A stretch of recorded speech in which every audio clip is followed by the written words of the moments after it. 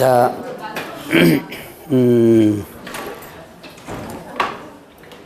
이 금쟁이는요, 시험 문제에 상당히 잘 나와요. 근데, 일단 어느 정도만 기억하면 되게 쉬워요. 이제 쉽고, 이제 간단한 문제도 나오지만, 응용되는 문제들이 많이 나옵니다.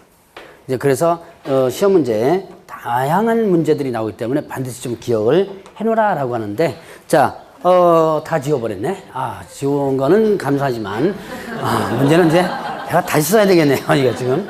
자, 일단, 개업, 공인중개사 등의 금쟁이가 있었고, 자, 일단, 기왕 복습하죠. 1년 이하 징역 또는 1천원 벌금이 4가지가 있었죠? 뭐 있었어요? 중개 대상물에 대한 매매업을 금지한다. 그 다음에 또 두 번째는요, 무등록업자 알면서, 그러니까 중개사무소 개설 등록하지 않고 중개업을 영위하는 자인 사실을 알면서 그로부터 어떻게 한다? 의뢰를 받거나 명의를 이용하는 행위 있었죠. 뭐 다양한 케이스가 있어요. 아마 1월 달에는 아마 케이스가 아마 다른 걸 한번 잠깐 얘기해 줄 겁니다. 자, 그다음에 또 이제 세 번째는요. 중개보수. 예. 중개보수에 대해서 뭐 한다? 초과수수.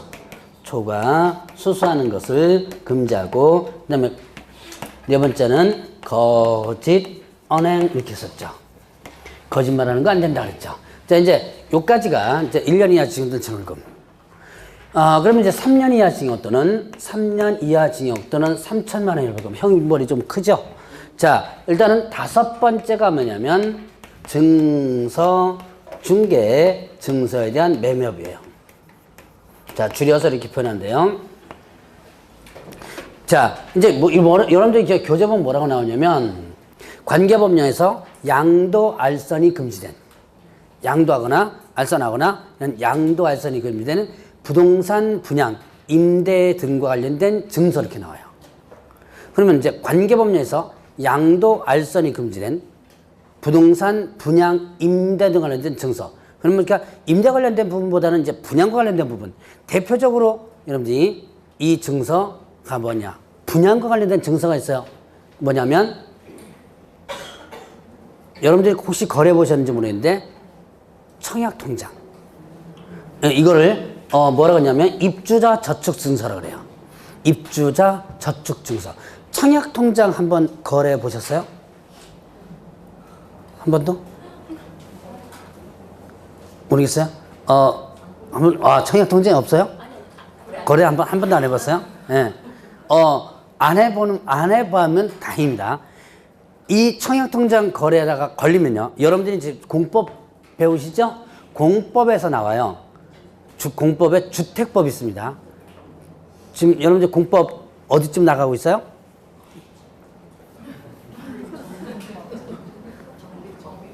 정비법? 진도 많이 나가네. 공법도 여러분들이 아마 공포스러운 법이라 그래가지고 꽤나마 힘들 거야 아마. 근데 어쨌든 주택법이라고 하는데 그 주택법에서 이 양도알선을 금지하고 있거든요. 청약통장 거래하다가 적발하면요. 판 사람 산 사람 다 거기다가 중개 준 사람까지도 거기도 알선자까지도 처벌을 받습니다. 자, 주택법에서 3년 이하 징역 또는 3천만 원 형벌도 같아요. 자, 그러니까 판 사람 산 사람 다 같고요. 자, 그다음에 또 분양 그렇게 청약통장 거래 가지고서는 분양을 받았죠. 그 분양받은 그 분양이 취소됩니다. 자, 나중에 분양 취소, 계약 취소까지 돼버린 거예요. 그래서 그 정도로 상당히 요즘은 강력하게 처벌받고 규제합니다. 자, 그래서 이렇게 입주자 저축증서 이런 것들을 어떻게 한다? 거래하면 된다 안 된다?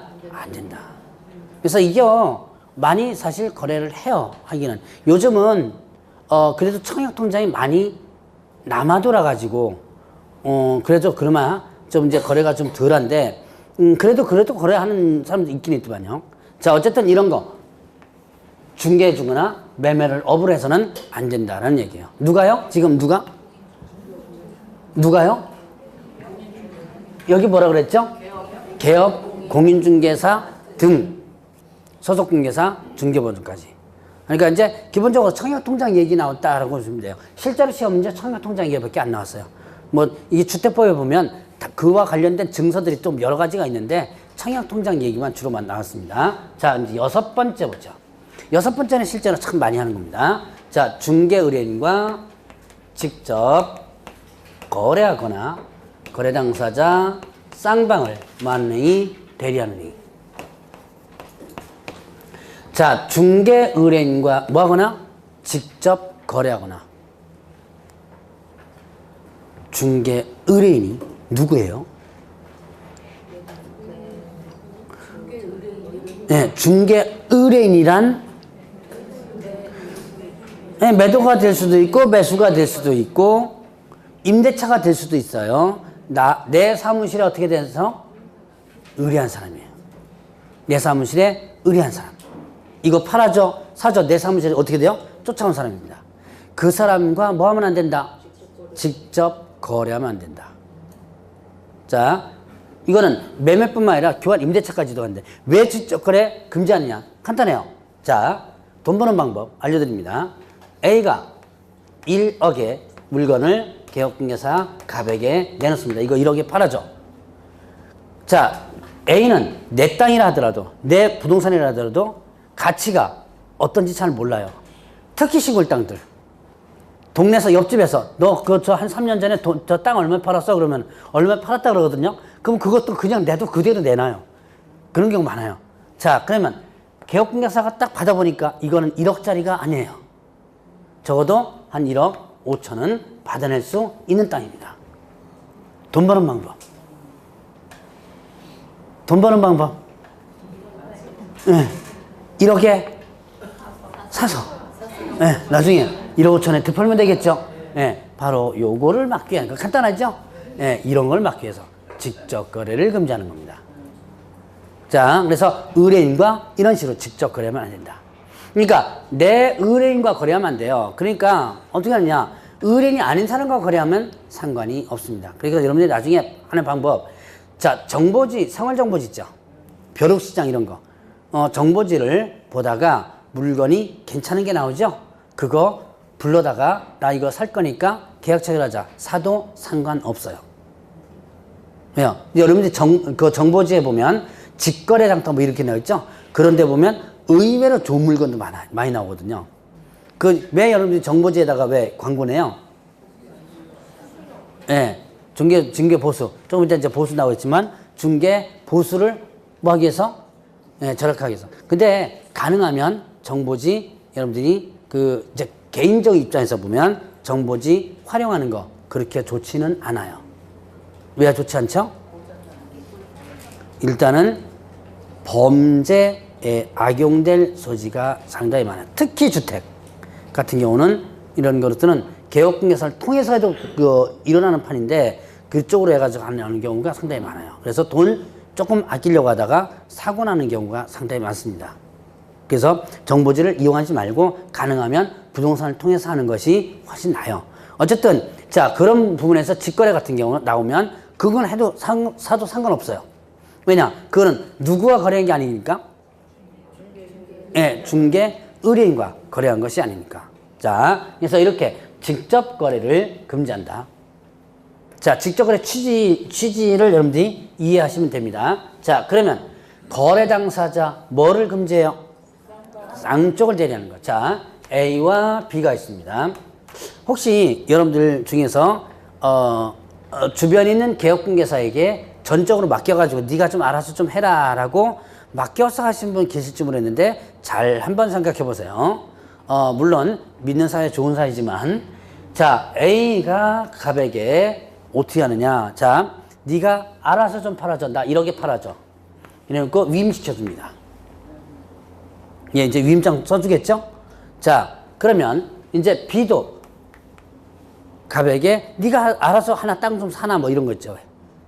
맡겨두는 거 있죠? 네가 그 돈 범위 내에서 왜 대부분 보면 이렇게 매물을 팔면 대금을 그냥 받지 않고 이렇게 그 범위 내에서 네가 좀 이렇게 좀 하나 좀 사나 뭐 이런 식으로 해가지고 위임하는 경우가 있어요. 자, 그러면 A도 갑에게 위임하고요. B도 갑에게 위임합니다. 계약서 누가 다 써요? 예, 얘와 얘는 네가 알아서 안 했으니까 계약서. 자, 도장까지 다 주죠? 네, 도장까지 다 주고 나서 네가 알아서 써라 그래요. 자, 그럼 나중에 뭐만 보여주면 되는 거예요? 계약서 쓴 거, 도장 다 찍은 거, 거래한 것만 보여주면 되죠? 자, 그래서 이렇게 갑이 혼자 다 씁니다. 혼자 다 쓰면, 자, 여기서 얘 1억짜리를 얘한테 얼마에 파냐면, 예를 들어서 1억 한 5천에 파는 거예요. 너무 비싼가? 뭐 한 1억 2천 봅시다. 1억 2천. 자, 그러면 이제 계약서를 어떻게 써요? 두 개를 쓰죠? 누구용, 누구용? A용은 얼마짜리 쓰고? 1억짜리. B용은 얼마짜리?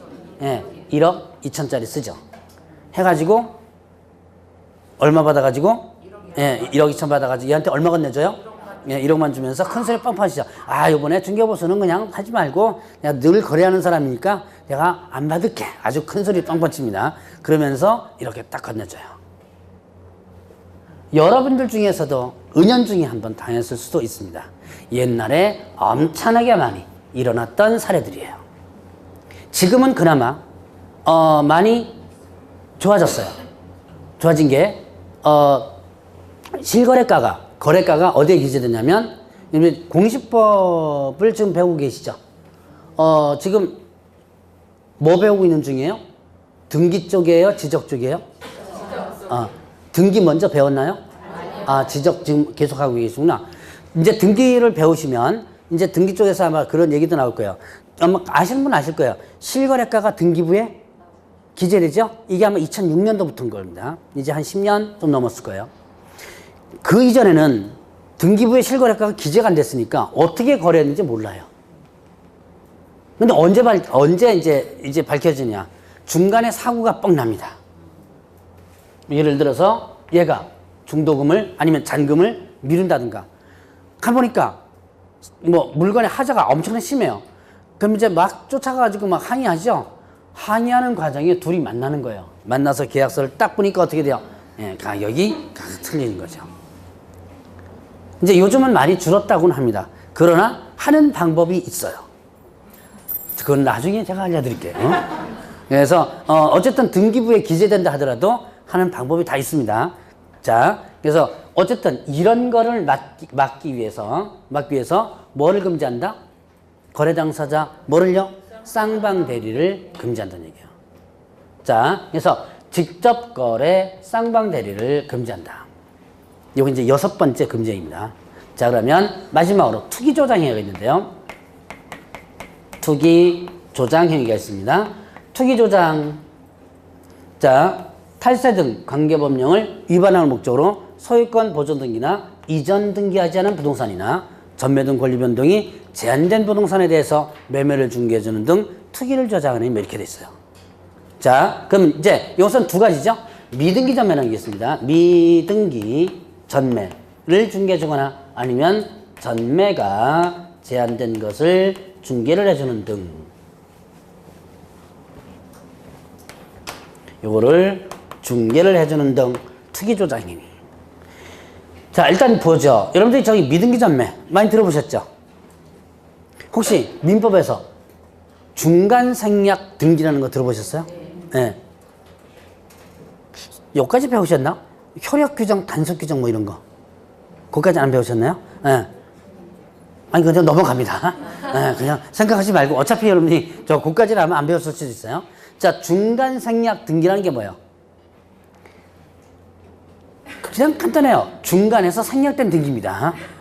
그냥 간단하게 생각하시면 돼요. 중간에 생략 등기다. 자, 이게 뭐냐면, 자, A하고 B가 있고요. A와 B가 어떻게 돼요? 매매 계약을 체결합니다. 그럼 A와 B가 매매 계약 체결했으니까 당연히 등기는 어떻게 넘겨줘야 돼요? A에서 네, B로 넘어가줘야죠. 그런데 등기도 하기 전에 B가 누구한테 판다? C한테 팔아버리는 거예요. 또 매매합니다. 그래 놓고 B는 A한테 얘한테 팔았으니까 등기는 누구한테 넘겨줘? 네, C한테 넘겨줘. 이렇게 된 거죠. 그러면 다시 여러분이 등기를 하려면요.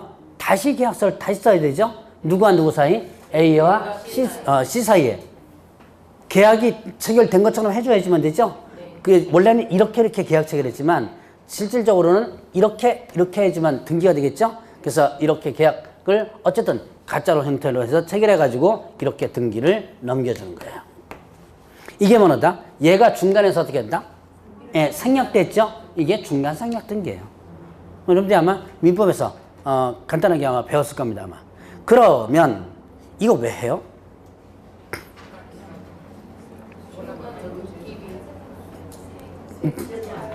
일단 예, 그렇죠. 세금을 안 내기 위해서. 즉 뭘 남기는 거예요 지금? 전매하면서 차익을 남기는 거죠. 전매하면서 차익을 남기는 겁니다. 옛날에는 이게 상당히 많았었어요. A, B, C, D, E까지 들어갑니다. 그래서 나중에 A는 지가 팔아놓고 저쪽 E한테 등기를 넘겨줘요. 그러니까 이 사이에서 어떻게 돼요? 예, 차익을 계속 남기면서 하다가 나중에 최종적으로 등기는 A가 얘한테 넘겨준 거죠. 제가 요렇게 예를 들었지만 한 사람만 옛날 같은 경우는 이렇게 몇 번씩 걸쳐가지고 하기도 했었어요. 투기, 왜 투기 같은 거 한참 할 때, 그럴 때는 하루에 몇 번씩 이렇게 돌리기도 했던 그런 사례였어요. 그래서 이거는 전매 차익을 남기고 넘기는 거죠. 그래서 이런 것들을 막기 위해서 이렇게 미등기 전매를 중개해 준 것을 어떻게 한다? 일단은 금지한다는 얘기예요. 자, 그러니까 여기 중개해 준 게 아니라 여기 중개해 준 거죠. 예, 요 사이를 중개해 준 거. 이런 걸 금지한다. 그 다음에 이제 전매 등 권리 변동이 제한된 부동산. 이거는 간단하게 얘기하면 여러분들이 저기 분양권 전매 같은 거 있죠? 왜? 지금 투기과열 지구 내에 분양권 전매가 지금 제한되고 있고요. 이 광명 쪽은 아마 전매 제한되는 게 없죠? 지금 아마 동탄 쪽인가요? 이동탄인가 거기가 지금 전매가 제한되는 걸로 알고 있고요. 그 다음에 또 세종시 쪽, 그 다음에 강남 3구 이쪽으로 전매가 지금 제한되고 있어요. 그러니까 분양계약 체결하면 몇 년간, 예를 들어 뭐 2년 아니면 또 소유권 이전 등기 전까지 이것이 전매가 제한되는 걸로다가 규정이 동네마다 조금 틀려요. 그래서 근데 그 사이에 어떻게 돼요? 그 사이에 전매를 한다면 여기에 해당되는 거죠. 이건 아마 여러분들이 주택법을 배우시면서 또 아마 공부를 하게 될 겁니다. 자, 어쨌든 이런 식으로 투기조장 행위를 해서는 안 된다는 얘기야. 자, 그래서 자 이제 여기까지 이제 간단하게만 여러분들이 구분을 합니다. 사실 금쟁이 지금 한 반은 배운 거예요. 이제 여기다가 사례 몇 개 하고 그 다음에 판례 몇 개만 더 집어넣으면 사실 이 금쟁이 공부 다 한 거예요. 이거는. 근데 이 금쟁이는 쉬워요. 어려운 게 아닙니다. 근데 이거를 응용돼서 문제가 나오는 부분들이 많기 때문에 여러분들이 꼭 기억을 좀 해놓으시라라고 해서 강조를 하는 겁니다. 자, 그러면 이제 여기까지 해서 이런 것들을 금지한다라고 한 것을 한번 구분해 봅니다. 자, 정리를 한번 해보고요. 자, 넘어가죠.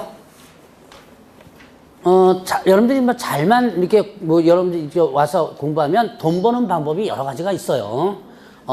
항상 거꾸로 뒤집어 놓으면 돈 버는 겁니다. 그런 방법들이 여러 가지가 있습니다. 공부하다 보면. 자, 일단은 이제 134페이지 가세요. 거기 보면 어떤 내용이냐면 교육제도가 있습니다. 자, 근데 교육제도 보니까 1, 2, 3, 4 해가지고 교육제도가 몇 개가 있어요? 실무. 자, 134페이지에 뭐가 있죠? 실무. 교육 있죠?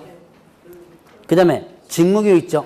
연수교육 있죠? 그 다음에 거래사고 예방교육이라는 게 있습니다. 교육이 좀 많아요. 이렇게 교육을 많이 만들어 놓은 이유. 교육을 이런 식으로 많이 만들어 놓은 이유. 간단합니다. 여러분들은 아직 아닙니다. 개업, 공무중개사 하도 공부를 안 하니까 이제 여러분들이 나중에 개업공개사 되면요, 여기서 학원에서 배웠던 것보다 더 열심히 공부해 줘야 돼요. 근데 제가 이제 제 수강생들 보면 몇몇 수강생들은 정말 공부를 열심히 합니다. 서울까지 와가지고 전문교육 같은 거 듣고 가고, 뭐 평택에 있는 수강생 중에서 한 사람은 서울까지 와서 전문교육을 뭐 듣고 가요. 토지 전문, 뭐 전문 해가지고, 그다음 이런 전문교육도 듣고 가고, 수시로 교육받으러 가고, 야간에 와가지고 교육받고 그러는데, 그런 분들은 아주 극히 드물고, 대부분 중개사무소 개설 등록하면 어떻게 된다? 나 이제 끝났다. 공부는 끝났다. 그래서 공부를 안 하고 저녁 때 뭐 하러 가요? 술 퍼마시러 돌아다닙니다. 또 낮에 뭐 하러 돌아가요? 골프 쳐야죠. 골프 치러 돌아다니고, 물론 골프 치러 돌아다니면서 나중에 사업화도 되고 술 마시면서 거기서 한껏 나올 수도 있습니다. 그런데 잘못하면 여러분이 큰 사고를 낼 수 있어요. 그렇기 때문에 이 교육은 꼭 좀 여러분들 이 법적인 교육 말고도 꼭 여러분들이 공부를 좀 하시라. 자, 그렇게 수업 시간에 여러분뿐만 아니라 그 이전에 계속 제가 강의했던 사람들, 그 수강생분들 계속 합격하고 중개사무 개설 등록하면 꼭 공부 열심히 하셔야 돼요. 계속 이거보다 더 열심히 해야 돼요. 라고 하는데 잘 말 안 들어요. 어차피 여러분들 이제 합격하면 여러분들 마음이니까. 근데 공부 까딱 잘못해서 안 하면 사고들 빵통 터져요. 얼마나 공부 안 하냐면, 자, 여러분들이 저기 주택임대차보법이나 상가 건물임대차보면 뭐 이게 뭐 변제받는 금액 같은 거 막 나오는 게 있는데, 나중에 아마 제가 간단하게 한번 이 주임법 상임법 강의를 할 거예요. 그런 거 금액 바뀌는 것도 몰라요. 옛날 거 가지고 설명해 주는 사람이 수두룩하더라고 보니까. 벌써 바뀌어가지고 금액은 올라갔는데 옛날 거 가지고 설명해 주고 그래요. 그래서 공부는 꼭 좀 여러분들이 좀 하셔야 된다. 그래서 이거는 아마 제가 1월 달에도 한번 다시 여러분들 꼭 공부하시라고 한번 얘기를 할 겁니다. 자, 하도 공부를 안 하니까 만들어 온 제도가 바로 교육제도가 좀 줄줄이 많아요. 자, 일단 보죠. 실무교육과 실무교육 있고, 그 다음에 또 뭐가 있냐면 직무교육 있어요. 그 다음에 무슨 교육 있었죠? 네, 연수교육 있었고요. 자, 그 다음에 또 뭐가 있었냐면 거래사고 예방교육. 이렇게 구분합니다. 자, 실무교육은 실무를 교육하는 거예요. 이거는 제가 이미 한번 얘기했을 거예요, 아마.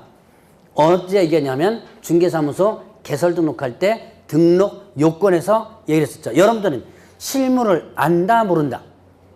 네, 모른다. 물론 경험을 했었던 분도 있지만 대부분 실무를 모르죠. 그러니까 실무에 지금 들어가려고 하죠. 그럴 때 받는 교육이 바로 실무교육입니다. 자, 이 실무교육은 중개사무소 개설 등록을 하고자 하는 자. 이건 이미 공부했었습니다. 여러분들이 등록 기준에서 교육을 받아라, 교육받으라는 거 있었죠? 실무교육 받아라. 중개사무소 개설 등록을 하고자 하는 자. 자, 등록 신청일 전 1년 이내 받아야 돼요. 등록 신청일 전 1년 이내 받아야 되고, 자, 그 다음에 또 누가 받느냐? 사원 또는 임원 되고자 하는 자. 사원 또는 임원이 누구였죠? 그렇죠. 이제 기억하시네요. 경영진이라고 그랬죠? 자, 사원 또는 임원은 누구다? 경영진이다. 그럼 당연히 얘들도 실무교육 받아야 돼요. 그 다음에 또 분사무소 책임자가 되고자 하는 자인데요. 자, 분사무소 책임자는 제가 얘기를 좀 안 했을 거고, 분사무소 개념만 얘기했을 거예요. 분사무소는 뭐였다 그랬죠? 법인에 있어서 지점이라 그랬죠. 사무실, 자, 법인은 주된 사무소, 본사가 있고 지점을 설치할 수 있다 그랬죠? 그 지점이 분사무소인데 거기에 지점장을 뭐라 하냐면 분사무소 책임자라 그래요. 그래서 분사무소 책임자는 그 분사무소의 지점장입니다. 그러니까 그 지점의 장인데, 자, 그 분사무소 책임자도 일단 설치 신고일 전 1년 이내 받아야 되고, 또 누가 또 실무교육 받냐면 소속 공인중개사가 되고자 하는 자. 소속 공개사 누구예요?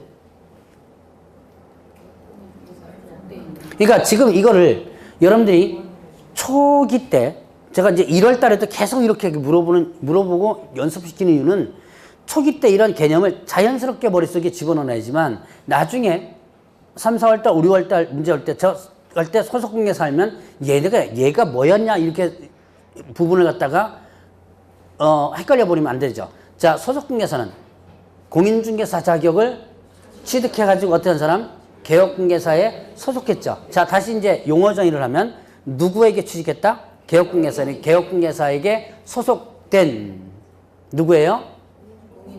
공인중개사죠. 공인중개사로서 업무를 수행하거나 보조하는 자 이렇게 되죠. 자, 그러면 결국은 어떻게 된다? 얘도 업무를 직접 수행할 수 있죠. 그렇기 때문에 실무를 일단은 교육받는 거예요. 자, 그래서 실무교육을 받는 사람들은 일단 들어오고자 하는 사람들. 근데 들어오고자 하는 사람들인데 일단 뭐다? 등록 신청하고자 하는 자, 사원 또는 임원이 되고자 하는 자, 그 다음에 또 책임자가 되고자 하는 자, 그 다음에 또 소속 중개사가 되고자 하는 자, 전 몇 년 이내 받으라 했어요? 1년 이내 받으라. 자, 그러면 이제, 이건 이제 들어오고자 할 때 실무와 관련된 배우는 거고, 자, 직무교육이 있습니다. 직무교육은 그 업무, 직무에 대해서 교육하는 건데, 요거는 누구가 받는 거냐면 중개보조원이 받는 거예요. 중개보조원이 들어오고자 할 때 몇 년 이내? 1년. 자, 고용신고일 전 1년 이렇게 됩니다. 자, 고용인은 고용신고일 전 1년 이내. 직무교육을 받는다. 자, 일단 요 교육 내용은 일단 간단해요. 뭐 직업윤리만 일단 이렇게 하다 보니까 간단합니다. 자, 그러면 다시 구분하면 소속 공인중개사가 되고자 하는 자는 무슨 교육 받아요? 실무교육. 네, 실무교육이죠. 자, 그러면 중개보조원이 되고자 하는 무슨 교육 받아요? 네, 직무교육 이렇게 되죠. 이렇게 일단 구분을 하면 되겠고요. 자, 그러면 이제 연수교육이 있습니다. 자, 연수교육은 이거는 자, 실무 교육을 받은 날부터 2년마다 받는 건데 누가 받냐면 개업중개사 및 소속중개사. 이거는 자, 개업 공인중개사 및 소속 공인중개사. 이 교육은 없어졌다가 살아난 교육입니다. 99년도 때까지는 이 교육이 있었어요. 2년마다. 그래서 옛날에는요, 연수교육이라고 해가지고 교육을 2년마다 의무적으로 받도록 했어요. 그때는 이제 조금 틀린 게, 자, 지금은 누가 받아요? 개업 공인중개사하고 소속중개사 받죠. 그럼 뭐가 하나 빠졌어요? 그렇죠. 중개보존 빠졌죠? 근데 99년도 때까지는 중개보존까지, 사무실에는 지금 몽창 다 와서 받았어야 돼요. 2년마다 몇 끌려가지고 받습니다. 근데 하도 이제 민원이 많이 들어와요. 이 바쁜 사람들, 이게 이틀 받거든요.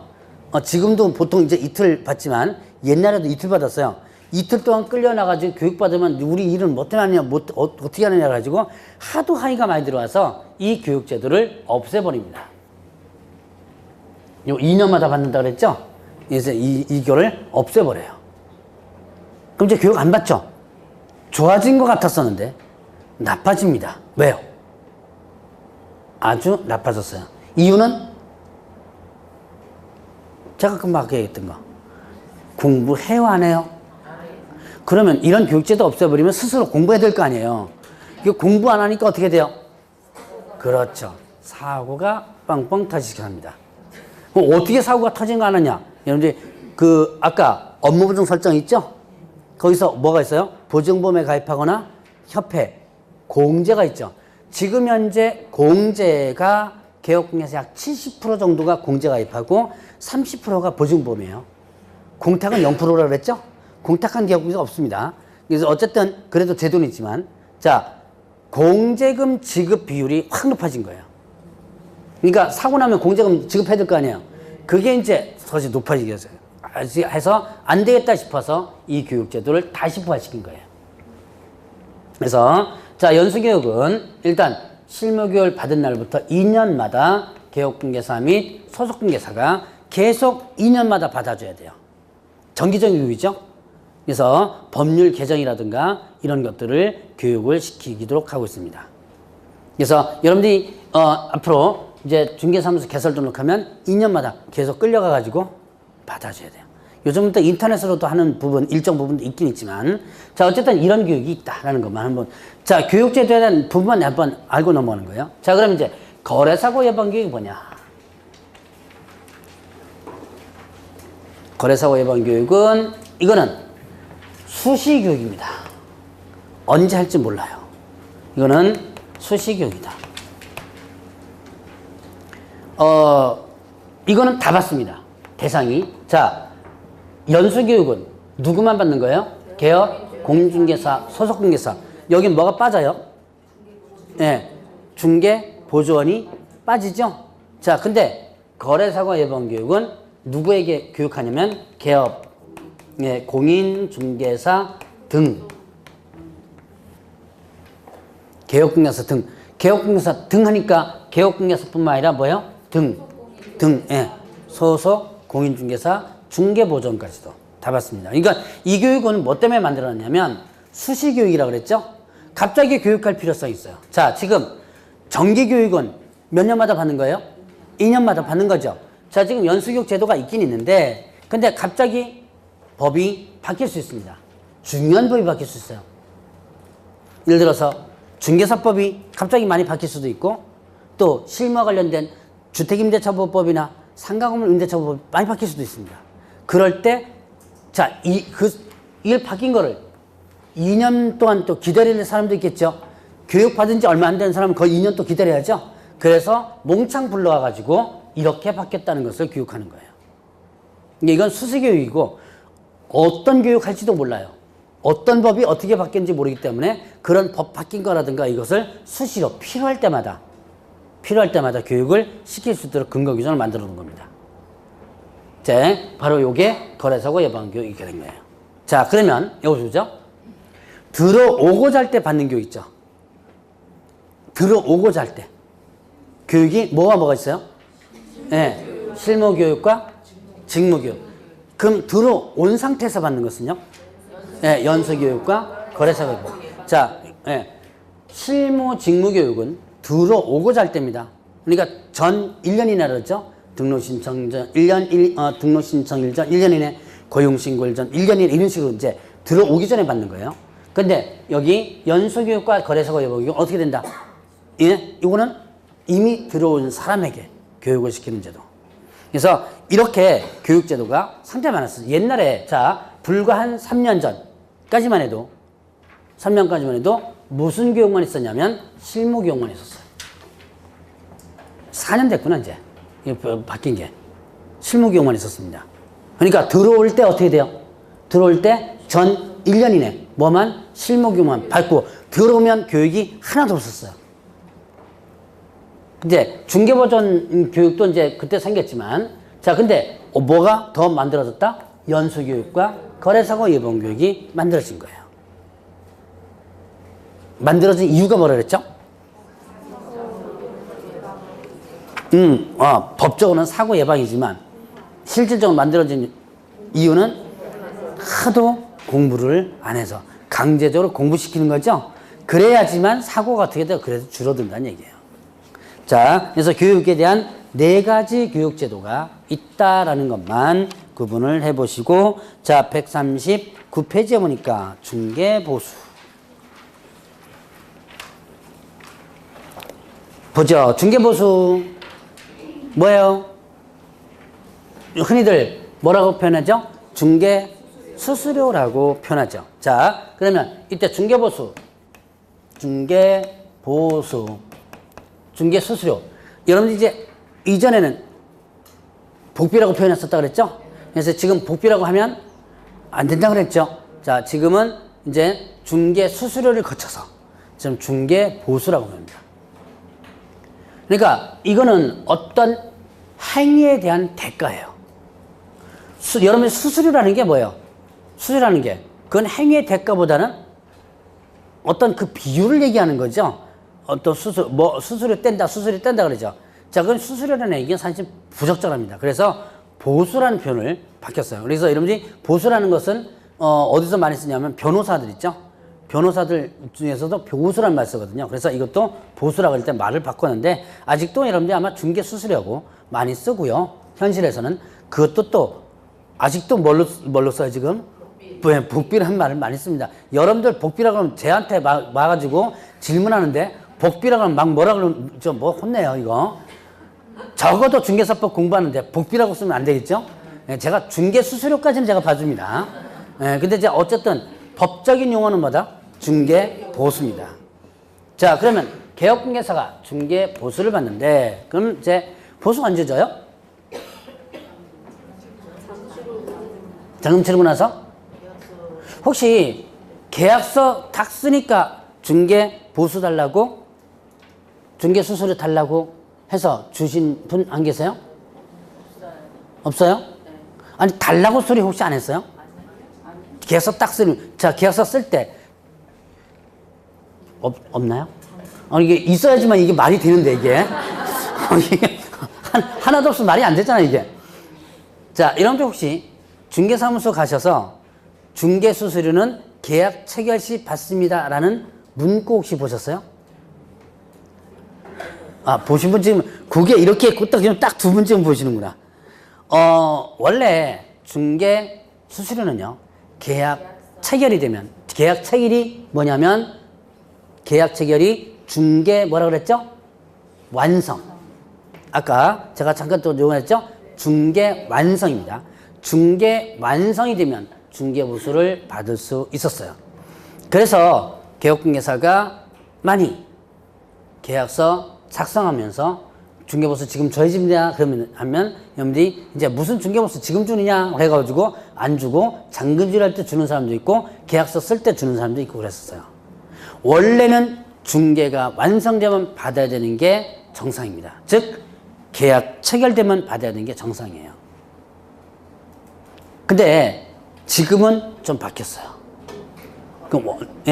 거래 완성, 즉 잔금이 지불되면, 자, 이제 중개사법에 규정되려면 약정이 있다면 약정에 따르고, 그럼 약정이 있다는 얘기는 계약 체결 시에 받는다는 약정을 하면 계약 체결 시에 받을 수 있다는 얘기죠. 약정이 있다면 약정에 따르고, 약정이 없다면 거래대금 지급이 완료된 시점에서 받는다고 했어요. 거래대금 지급이 완료된 시점이 언제죠? 잔금 지불이죠. 이렇게 바뀌었습니다. 그러면 옛날에는, 어디 바뀐 지가 한 3년 정도 됐는데요. 옛날에는 계약 체결 시에 다 받을 수 있었고요. 사실 그게 정착됐어야 되는데, 문제가 계약 체결 시에 돈을 다 받아버리니까 그때부터는 쳐다보질 않는다는 얘기예요. 너랑 나랑 볼장 다 받죠? 예. 난 이제 볼 일 없어요, 너한테는. 뭐 받았으니까? 예, 보수 다 받았으니까. 그러니까 이제 원래는, 자, 법적으로는 의무가 아니에요. 자, 법적으로는 뭐가냐면 중도금 지불하는 거 관리해줘야죠. 잔금 지불할 때 어떻게 돼요? 법무사 사무실 실장 오라 그래가지고 서류 확인하고, 그 다음에 또 이거 잔금 지불되는지 다 확인하고, 이거 개업공개사가 해주죠. 근데 그거는 사실은 중개사법의 의무가 아닙니다. 안 해줘도 돼요. 근데 사실 이거는 뭡니까? 서비스업이죠. 꼭 법적으로 해야 된다라는 것만 이행하는 게 아니라 적어도 그런 서비스 정도는 해줘야 되는데, 자, 이제 법적으로 중개보수는 계약 체결 시 받을 수 있다고 했습니다. 그 이전에는 어떻게 했냐? 그 이전엔 조례로, 시도조례로, 자, 이제 90년대 얘기입니다. 시도조례로 어떻게 했냐면, 계약 체결 시 반. 여러분들 그렇게 준 적 있을 거예요, 아마. 계약 체결할 때 반, 아니면 또 나머지는 잔금질 때 반.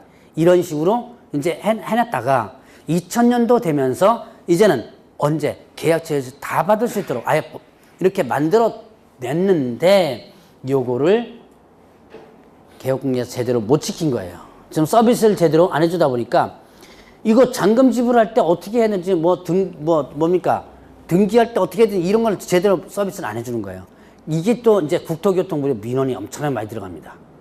그러면서 이제 바뀌게 돼요. 자, 지금 이제 중개보수 지불 시기는 다시 한번 약정이 있으면 뭐 하고요? 약정에 따르고, 그 다음에 약정이 없다면 언제 지불하는 거? 거래 대금 지급이 완료된 시점. 좀 후퇴된 거죠. 그러니까 중개사법이 규제가 상당히 심하다가 2000년도에 규제를 많이 풀어놔요. 뭐 작년인가 재작년인가 왜 박근혜 대통령 있을 때 규제 개혁 많이 했었죠? 뭐 뉴스 많이 났어요. 실제 규제 개혁의 원판은 김대중 대통령입니다. 김대중 대통령이 들어오고 나서 필요 없는 규제는 완화시키겠다 해가지고 중개사법을 엄청나게 완화시켜놔요. 자, 이 완화시켜놨으면 거기에 상관한 여러분들 행동이 있어야지만 되죠. 근데 규제를 완화시켜놨지만 나쁜 짓 더 하는 거야, 이게. 그래서 점점 이제는 옛날 규정들이 점점 부활되기 시작합니다, 이게. 그래서 대표적으로 연수규 같은 것도 부활되고요.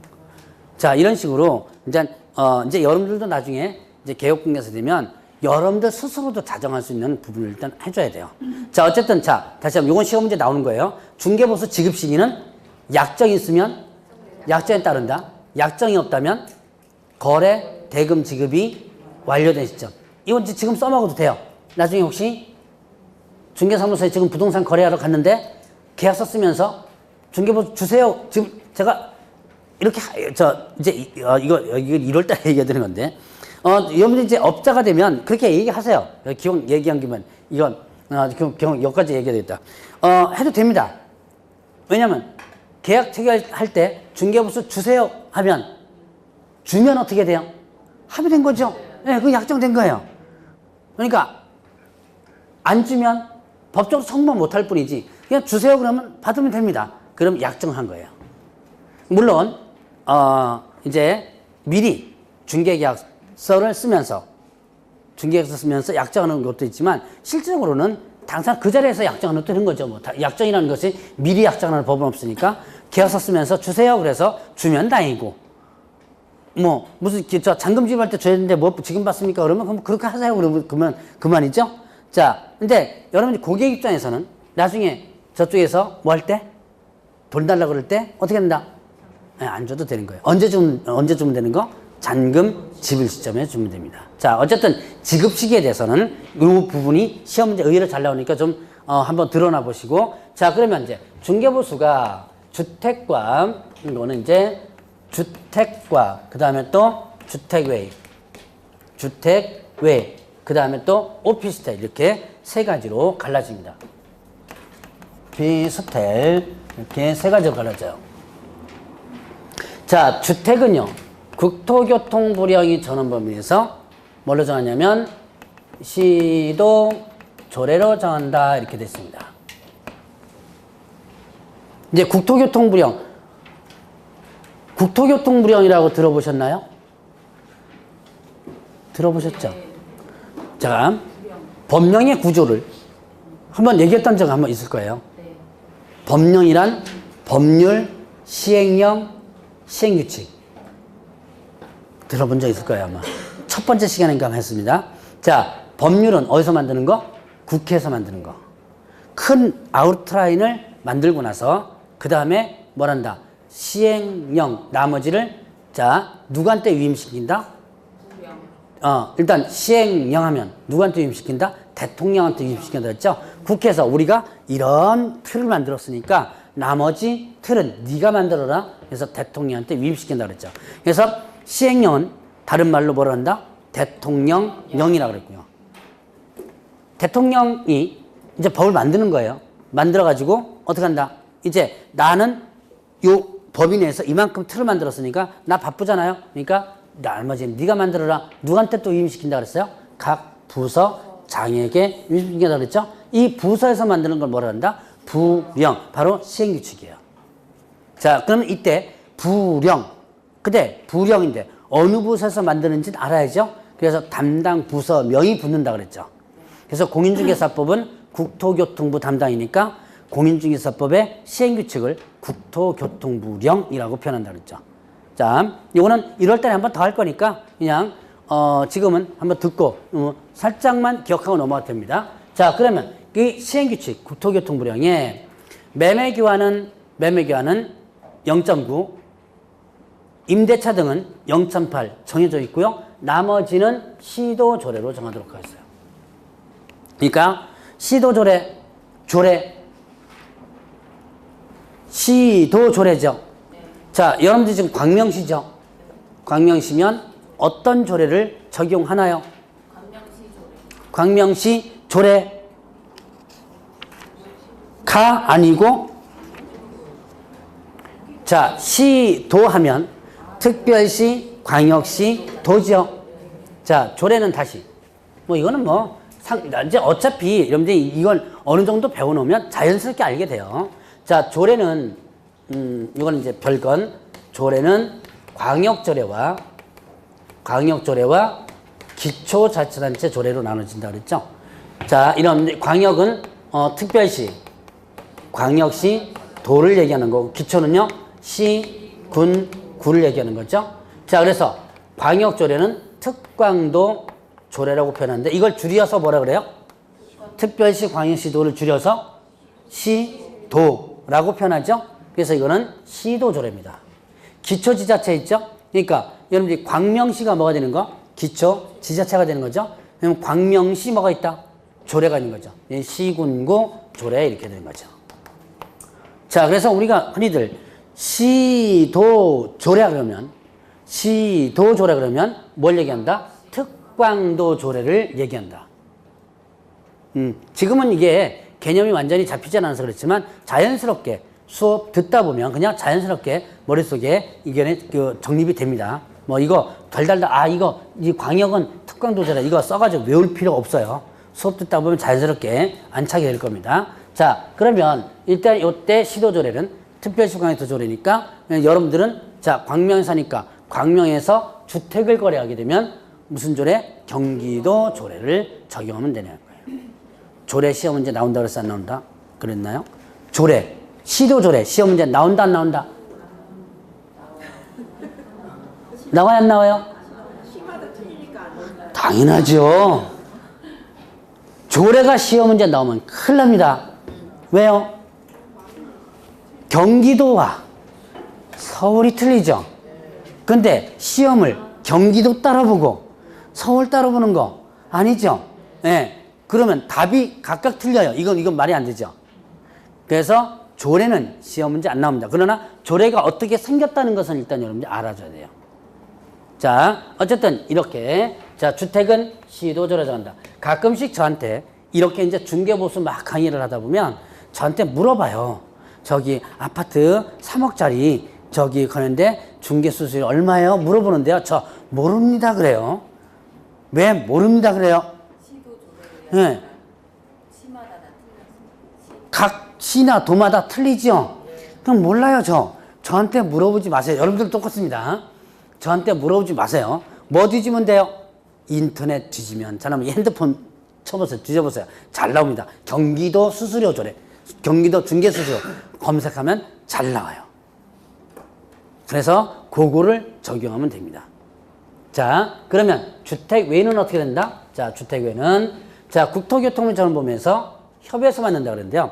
이때 국토교통부에는 어떻게 하냐면 0.9%입니다. 0.9% 범위 내에서 어떻게 된다? 협의해서 받는다.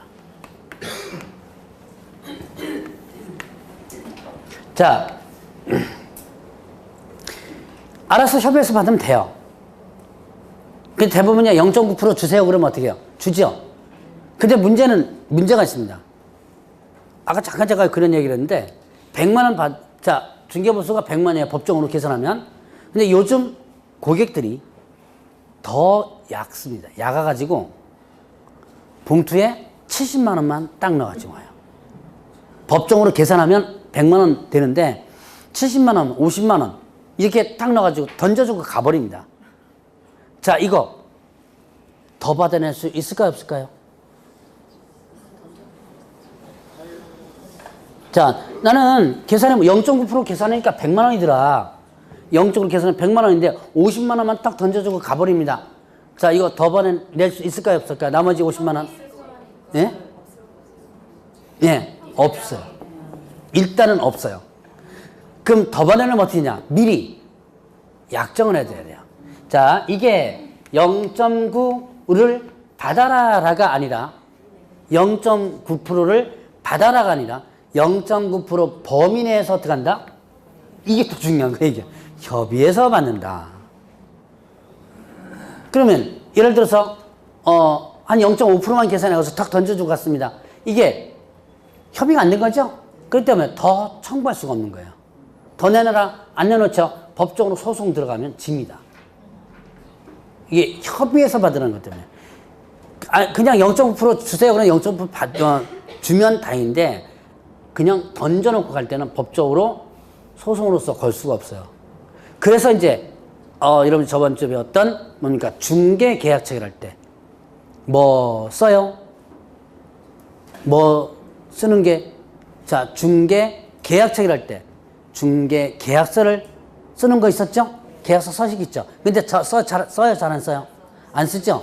그러니까 그냥 예를 들어서 중개보수는 자, 접수할 때 0.9% 받습니다. 그러면 예 하면 되는데 그걸 문서로 해놔야죠. 아니면 녹음시켜 놓든가 해서 그것이 근거가 되면 청구할 수 있는데요. 그런데 그것이 근거가 안 되면 청구할 수 없는 거예요. 이게 왜? 바로 이것 때문에. 요 협의해서 받는다. 이것 때문에. 그래서 많이 당합니다. 그래서 가능하면 제가 중개 계약할 때 계약서를 써놓으세요라고 하는데 참 실천이 안 되더라고요. 여러분들 여기 학원 올 때 학원에 뭐 저 원서 비슷한 거 한 장짜리 쓰죠 왜? 네. 예. 그 나중에 이제 교육 청구 막 연결이 되기도 합니다. 그것처럼 여러분들이 중개 의뢰인이 들어올 때 이거 하나 써주세요. 이거 아무것도 아닙니다. 써주세요. 그러면서 거기다가 이름 쓰고 거기 뭐 다 채울 필요는 없어요. 이름 쓰고 주소 간단하게 쓰고 그 다음에 또 거기 뭐 생년월일 이런 것도 있지만 그거 뭐 할 필요도 없고 밑에다가 이름 쓰고 서명만 딱 하고 그 다음에 거기 중개보수가 몇 프로 있거든요. 거기다가 0.9 딱 부숴 놓으면 나중에 이걸 근거로 해가지고 소송을 제기할 수가 있습니다. 예를 들어서 뭐 100만 원 받아야 되는데 자 약정은 이제 100만 원 해놨습니다. 계약서에다가 근데 50만 원 던져주고 갔다 그러면 그걸 근거로 해서 소송을 제기하면 법정 범위 내기 때문에 받아낼 수 있는 거예요. 그런데 그렇지 않고 대부분 입으로 다 하죠. 왜? 알았습니다. 그러면 그건 제가 땡 합니다. 나중에 이제 계약 체결하면서 보수 얼마 주세요라고 하면 그때 이제 휙 던져두고 가는 거죠. 그래서 이것도 이제는 많이 바뀌어야 되는데 여러분들 우리나라가 참 계약서를 쓰는 그런 부분들이 많이 없긴 없어요. 그래서 모든 행위가 사실은 문서화돼야 되는데 대부분 문서화되지 못하고 어떻게 돼요? 입으로 다 하고 만 그런 관심이 많습니다. 어쨌든 자 여기서 주택외에가 뭐죠? 주택외에는 예, 상가라든가 토지 뭐 이런 것들이죠. 이거는 0.9% 범위 세협에서 받는다. 그러니까 예를 들어서 자 10억짜리 거래한다 그러면 어떻게 돼요? 10억짜리 거래한다? 그럼 0.9%까지 받을 수 있죠. 얼마? 90만 원? 900만 원이죠. 괜찮죠? 이걸 누구한테 받아요? 양쪽이니까. 얼마예요? 예, 네, 1,800. 근데 혹시 내가 10억짜리 뭐 내 주제에 무슨 10억짜리 내한테 들어올려나? 나는 뭐 이렇게 하면 여러분들 주제대로 그냥 10억짜리 안 들어옵니다. 항상 나는 할 수 있다. 제가 언젠가 여러분들한테 이 얘기했나 모르겠네요. 항상 마음가짐이 중요한 게 아마 저번 주인가 내가 얘기했던 것 같은데 여러분들 저기 요번에 시험 공부하면서 안 되면 다음에 또 하지 뭐. 그 얘기 잠깐 했을 거야 아마. 안 되면 다음에 내년에 또 하지 뭐. 그럼 내년에 영락없이 또 합니다. 마음가짐이라는 게 그렇게 중요해요. 그러니까 여러분들이 나는 내 주제에 무슨 뭐 10억짜리 20억짜리 들어올려나 그럼 여러분들이 20억 이거 안 들어와요. 나는 이런 거 들어올 수 있다라는 거 하다 보면 들어오게 됩니다. 그 정도 연습도 하고 건물 같은 거 30억 40억대로 들어오면 뭐 해줘야 돼요? 수익 분석도 해줘야 돼요. 그래서 여러분들이 뭘 열심히 공부하시라? 수익 분석 해줘야 되거든요. 상권 부족도 중요하지만 여기에 공실률 얼마 정도 되고 그 다음에 보통 얼마 정도 차 있을 때 수익이 얼마 나온다 이런 걸 분석해줘야 되거든요. 그래서 뭘 열심히 공부하시라? 예, 부동산 학교론 열심히 공부하셔야 돼요. 갑자기 또 머리가 또 이렇게. 제가 수원에 이제 저는 이제 저한테 저 이렇게 부탁 들어오면 저는 이제 그 수강생분들 알선 이제 연결시켜 주거든요. 해주면 또 저한테 조금 들어와요. 이제 제가 46억짜리 지금 수원이 빌딩 하나를 지금 이제 누가 좀 연결 좀 시켜달라고 그래서 이렇게 연결시켜 줬는데 제가 그 사람 연결시키면서 뭐라 그러냐면 수익 분석해 주라. 46억짜리 빌딩인데 몇 층짜리지? 그게 10층짜리인가 그래요. 10짜리인데 그거 수익 분석 안 하고 그냥 여기 요거 넣으면 앞으로 잘 올라갈 겁니다. 이렇게 해가지고는 안 통합니다. 지금은요. 자 이제는 문서화 해주는 게 좋아요. 수익 분석 해가지고 딱딱 여러분들 저기 뭡니까? 프레젠테이션이라고 그러죠. 뭐 만들어가지고 파워포인트로 작업해가지고 그 다음에 이게 눌러가면서 이렇게 되면 수익이 이런 정도 나올 것이다 라는 것을 적어도 분석을 해줘야 돼요. 아직 안 팔렸어요 지금. 이렇게 팔려야지만 저도 좀 건지는데 좀 이게 양쪽으로 이제 개혁분계서를 양쪽으로 소위시켜주거든요. 자, 어쨌든 수익 분석 같은 걸 다 해줘야 돼요, 적어도. 그러니까, 자, 그러면 이 0.9%가, 자, 일단 여러분들 해보죠. 뭐, 좀 더 하지 뭐. 0.9% 요게 여러분들한테는 작을까요?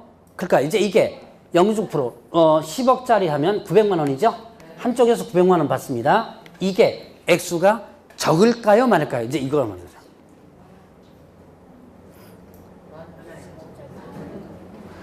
주는 입장과 받는 입장이 다르겠죠? 예. 네. 주는 입장에서는, 야, 뭐 할 일도 없는데, 가만 보니까 뭐 이렇게 해주고 계약서 하나 써준 것 같은데, 무슨 식 900만 원씩이나 주냐, 뭐 이런 거예요. 그죠? 예. 네. 근데 받는 입장에서는 어떻게 돼요? 또, 거기 상가 같은 거, 토지 같은 거 권리 분석 열심히 했지, 왔다 갔다 했지, 뭐 했지, 할 일 되게 많아요. 책임도 많잖아요. 까딱 잘못하면. 자, 그런데 싸죠. 이게 우리나라는 좀 싸요. 미국은 약 3%에서 5% 사이입니다. 뭡니까? 주마다 좀 틀리지만. 근데 대신 미국은 한쪽에서만 받아요. 일반으로도 받는데, 자, 그럼 이걸 일반으로 받는다 해도 0.5% 하면 1.8%죠? 훨씬 작죠.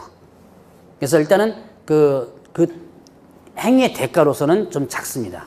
작은데, 어쨌든 간에 여러분들이 일단은 그만큼의, 지금 이것도 따지고 보면 사실 법정 보수만 받아도요, 충분히 할 수 있어요. 지금 제가 평택에 있는 수강생, 제가 강의할 때 자주 팔아먹는 수강생분이 있습니다. 그 수강생분 같은 경우는 토지를 중개해 주는데 FM대로 법적으로만 보수를 받아요. 이제 좀 경력 좀 쌓다고 슬쩍슬쩍 올려받는 사람, 이제 조금 이제 아는 사람은 조금 좀 더 주세요 그래가지고 올려받긴 받는데 거의 모르는 사람들은 FM대로 받아요. 그래도 월수가 아니고 연 2억 넘어갑니다. 법정만 받는데도 그래요. 그리고 이제 고정적인 고객 같은 경우는 좀 더 줘요. 뭐 그래가지고 한 연 2억 정도 나와요. 지금 수익이. 그 정도로 이것만 받아도 충분합니다. 여러분들도 어떻게 돼요? 충분히 이렇게 올릴 수 있다. 이렇게. 자, 이렇게 있고요. 오피스텔 해드네. 좀 쉬었다 합시다. 쉴 시간 있다.